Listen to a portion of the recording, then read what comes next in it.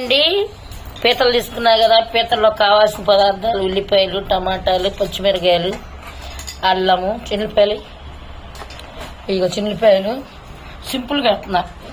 చెక్క, లవంగాయలు లేవండి, అనాసపు, ధనియాలు.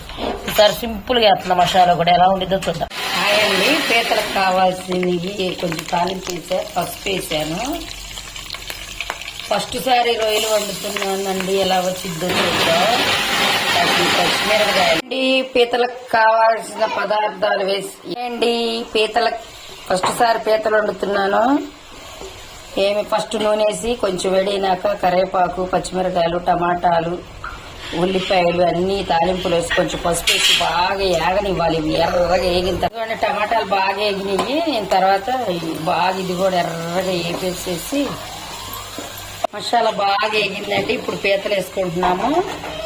వేసేయి పీతలు ఇవ్వు. ఫస్ట్ సారి వండుతున్నా, టేస్ట్ ఎలా ఉండిద్దో చూద్దాం. ఇప్పుడు పీతలు ఆమె చేత శుభ్రంగా కడిగించానండి. నాకు కడగటం కూడా చేత కాదు. ఫస్ట్ సారి అసలు ఇవన్నీ చూస్తాను నేను.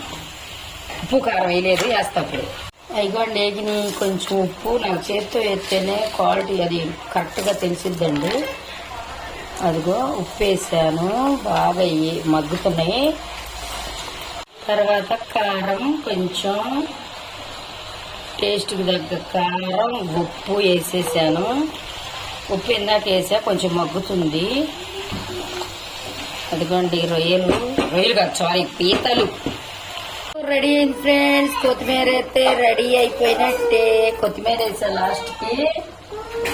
అద్దెగ్గు చాలా గ్రేవీగా వచ్చింది ఫ్రెండ్స్, సూపర్ ఉంది పీతల కూర. ఫస్ట్ సారి టేస్ట్ చాలా బాగుందండి. మా వాడు ఉప్పు చూశారు, సూపర్ ఉందంట, చాలా టేస్ట్గా ఉందంట, సూపర్.